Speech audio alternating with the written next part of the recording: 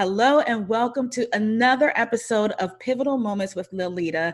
Super excited to be having a conversation and talking about how we can make pivots, how we have made pivots, and how we can use those skills for making future pivots. And I'm excited about my guest today, an amazing gentleman that's doing some awesome things and has done some awesome things. So without further delay, let me introduce Tsanonda and have him tell you a little bit about himself. Welcome. Thank you. Thank you so much, Lita. I'm excited to be here. Thank you for having me. So born and raised in Baltimore, Maryland, graduate of Baltimore City College High School, what I think is the best high school on the planet. Graduate of Morgan State University, currently the co-founder and director of community engagement for Above It All, which is a PRP agency, a mental health organization. We work with young people ages 6 to 17 on different things that they're coping with, whether it's depression, it could be stress, it could be so many other things that young people are dealing with, just helping them to find and create a blueprint that works for their lives. That is so awesome. And, when I was reading up even more about you and all the things you're doing, that could be a whole different show because that's something so near and dear to me, just the mental health and having gone through depression. And even in my books, I talk about that journey. And I love the fact that you're attacking it at a young age, because I know when I first kind of had my experience with depression at 18, there just wasn't really a lot of resources for me in my community. Lita, everything that you're saying is exactly why the organization came about. It really was. I actually dealt with the suicide of my father at the age of 12.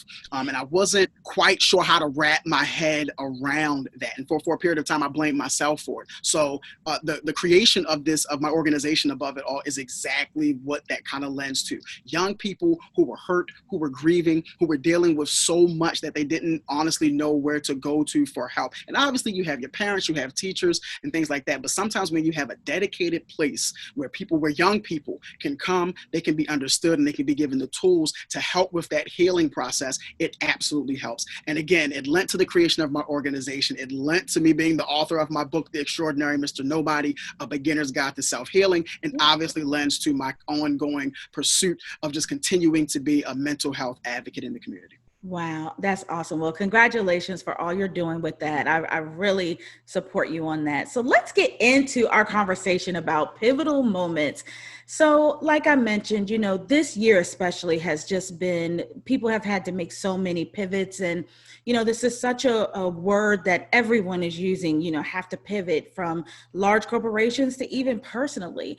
And so I wanted to get people together to talk about times when we've had to make pivots before, because I really believe that we do have those tools inside of us to be able to continue making pivots, even though this is kind of scary times. So for you, when have you had to make a pivot? I'm sure it was probably hard to pick one, right? Oh my goodness, Lita, I was struggling. I was struggling for a minute. It's like, pivot just one? Yeah, it's right. It's a lot, right? But I would have to say, if there was one pivot I could point to in my life, it was actually making the decision to go see a therapist. And the reason why that was so pivotal to me is because, just like you said, we are resilient people. We rise, right? And so for so long, I thought that I could just do everything on my own. And that included my healing process. Yeah. And when it got to a point where I accepted the fact, first of all, accepted that I had depression, right? Because we see these certain signs that we have, that we know we're dealing with depression or we're dealing with something, right? Yeah. Maybe not be able to kind of put a finger on it exactly, but we know we're dealing with something. Yeah. So when I came to that realization that, you know what? I have depression. I feel like I have depression. Even if I haven't been diagnosed with it, I'm feeling that. I can see it in my actions. I can see it in the way I'm treating people. I need to get help. So going to therapy, making that decision to get assistance with the healing that I that I was after. So making that decision was a huge was a huge pivot for me. And honestly, one of the reasons why it was such a pivot was because even prior to going to therapy, I knew that I wanted to help people overcome their mental health obstacles and barriers and things of that nature, right? Yeah. So knowing that I wanted to help people, then making the choice to go to therapy, and then one of the biggest portions or parts of that pivot was understanding that I needed to take care of myself in order to assist others with their healing process. Wow. So again, going to therapy, accepting that I can't do things on my own, which I think is important for a lot of people to understand. We can't always do things on our own. And then realizing that while it's noble, it's honorable to want to help others, we must help ourselves first, especially I think with regard to mental health. We want to kind of promote healing in others, but we have to take the measures to heal ourselves, and then we can assist with the healing of others. Wow, that's powerful. That is very powerful. And again, really appreciate you talking about that, and that you had the courage to even do that, because we know that can be a challenge. I Wow. appreciate it. It's so true. And again, just like I said, taking that step, which is something, again, that I try to promote people to do, like therapy. Like sometimes we need that. And again, we're not, I think you said it earlier, we know we deal with obstacles, whether it's depression or grief or whatever is going on. And we have this resilience in us, but sometimes taking that extra step helps. Yeah, wow. And so segueing into the term pivotal moment, I always share how I was really, when I kind of started digging about this whole concept and wanting to do something about pivoting, and the term pivotal moment came up, and it's something that I've used many times, but I never quite made that connection between pivotal moment and pivot. And, what I found is that the pivotal moment is really that moment that creates the shift that is so important, is so central, that the other things in our life or that we're going through or whatever have to shift around that.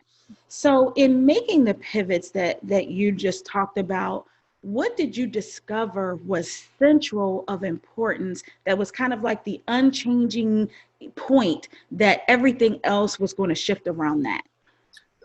That again, Lita, just wow, my hat again just goes off to you, because that question is so vital, is so important. Like you said, within these pivotal moments, what do you discover? Because it's important to do that. I think that probably the biggest thing that I discovered, and it was literally within my first, I think it was either my first or second session with my therapist, the idea of having a voice. We talk about voice.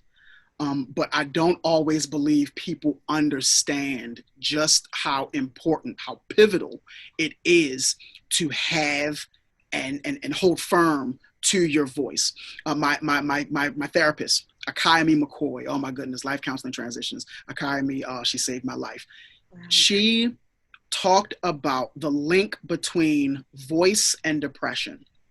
She said that when your voice is suppressed, when you don't feel that you have the right words to speak, when you don't feel like you're being heard, when you don't feel like you can talk and let go again of your feelings, of your thoughts, you lose your voice. She said that's depression. And when she told me that, it blew my mind. And again, that was my discovery. That was when I discovered, I'm like, wow, yes, you know what? Who's Tsanonda? Tsanonda always described himself as a nice guy. I figure I'm a nice guy. I try to be very understanding. I try to make sure I'm empathetic. I try to make sure that I listen to others. And again, in wanting to help people with their processes, I always want to be that guy, the nice guy. I always want to be the nice guy. But what I wasn't understanding was that there were times when I was kind of losing pieces of myself because I wouldn't speak up if I saw some type of wrong. Like, or even if I felt wronged myself, I would make excuses for other people. Yeah. So in that moment, I discovered, she said, you know what, it's okay to have a voice. It's okay to say your thoughts. It's okay to say how you feel. No one can tell you you're wrong for the way that you feel. It's how you feel. You can't be wrong for your feelings, right? So that being the case, you have to get to a point where you're able to voice those things, voice your thoughts, voice your opinions even. But the thing is, obviously, you don't have to be hurtful. You don't have to be belligerent to people. But the reality is, but you do need to get that out. So again, I just discovered that how important having a voice is, and then how pivotal having a voice is with regard to mental health, with regard to depression, and honestly, with regard to your life. Because not having a voice and saying how you thought, it affects so many things, whether it's your marriage, whether it's with your children, whether it's your job, whether it's with your friends. You got to have a voice. So I noticed, again, I discovered that how pivotal having a voice is, how important that is to just living life as we know it. Wow, that's deep. Very, very, I agree 100%. 100%. I think that's one of the pivotal things I've discovered too in life. And again, going to therapy, Yeah. Awesome. It's so true. I think about, and one of the things that really comes to my mind is even people who say, no is a sentence. It's a sentence. You can say it. And I get that. I completely understand that. And to an extent, I agree. But sometimes I feel like, well, I don't just tell people no. I like to kind of give them just a little bit of why I can't, maybe I can't do what I have to do. But the reality is we have to be able to say no, because sometimes we think that there's going to be some type of negative backlash with having a voice, with speaking my opinion, with saying no. So again, it's just about understanding that you have to speak up. You have to say what you feel. You have to say your thoughts, and you have to be prepared that people aren't necessarily going to like it, but there's always opportunities to explain yourself potentially, and it will help you to kind of lift the burden off yourself. So, wow. So shifting gears a bit, we've talked about pivoting. Let's talk a moment about adjusting, because again, in peeling back the layers of pivoting, one of the things that I discovered is that adjustment actually has a slightly different definition. And so I always like to read it directly. It says adjustment is defined as the process of adapting or becoming used to a new situation. So when you think about what we've been talking about, can you tell us about a time where you had to make an adjustment rather than a pivot, and what that was like for you? First of all, again, oh my goodness, Lita, just kudos, because this is just amazing questions, just thought-provoking, deep, and very telling. I think that with regard to adjustment, I think the biggest adjustment I had to make, honestly, was with regard to balance. So we talk about balance often. People talk about balance. And one of the biggest things that I hear people talk about often is work-life balance, making sure you have work-life balance. I have been blessed to be able to kind of work in a path that feeds me in a way where I can use my life as an example for the work that I do. So I'm blessed in that way. So for me, the adjustment is really more about life balance, if that makes sense. So the way I can kind of explain that is when you found your passion and you found your purpose, you're living in it, you're moving in it, you're doing all the things that you have to do, again, to spearhead this process of being your full self or being your best self. You also have to remember that you have to balance life with life. So what I mean is you have work, you may have marriage, you may have children, you may have a job, you may have books, you may have these passions that you have, but you have to take time for yourself. I think that self-care is probably one of the biggest kind of things, ideas that we really have to grab onto. We need people to gravitate toward, because it's built into our society not to take care of ourselves. And finding that balance is where, again, we can lend to being our best selves and then being able to help others. To me, that's the only way we can do it. I'll give you a quick example. I think that one of the things that we hear so often in life is, it can be something as simple as you're engaging with someone, or you're talking to them, you give them your business card or what have you, and you say, you know what, hey, just call me anytime. Freeze. No, that's not okay. Right. It's not okay. But we're so used to saying it because you have so many people who are pushing to be entrepreneurs now, which is an amazing thing. And sometimes we feel we have to make sure we build our business, so I have to be available at any time. No, you don't, because sometimes you have to take time for yourself. So sometimes you might want to say, you know what, you can email me anytime. Yeah. It's just in our language and the way that we say things. But again, I think that the biggest adjustment is making sure that my life balance is on point. That means balancing all the things, the work, the marriage, my beautiful wife, my beautiful kids, my wonderful kids, all that wonderful stuff, my passion, my writing, all of those things. Balance that life with taking care of my self life. And I know sometimes it sounds selfish, and I get that. But sometimes self-care has to be selfish. We have to get to a point where we're able to take care of ourselves so that we're able to take care of these other things. And it's difficult because we actually live in a world where realistically, imbalance is actually glorified. Being imbalanced. Hey, no days off. Yeah. Never sleep, never time out. No, we have to get to a point where we're able to take care of ourselves in order, again, to be able to help, not just help ourselves, but help others if that's our passion. So I think that balancing is probably the biggest adjustment that I had to make, and realizing that that balance is a life balance, again, and that we have to work hard at it, because, again, the world that we live in, the society that we live in, it definitely glorifies imbalance. So we have to push ourselves to stay as balanced as we can with ourselves. I love that. I love that. And I might have to take some notes myself. I love the whole concept though of life balance. That's really good. Really good. Wow. Wow, you have really dropped some amazing nuggets for us today. So as we get kind of to the last little portion here, this is your time to just share anything directly to the viewers, quotes, thoughts, make sure to plug all the things you're doing or what you want to share. But this is your time, just talk directly to our viewers. What would you like to leave them with? Thank you. First of all, Lita, I appreciate you taking the time to sit with me. It has been a pleasure. You are amazing. Thank you so much for having me.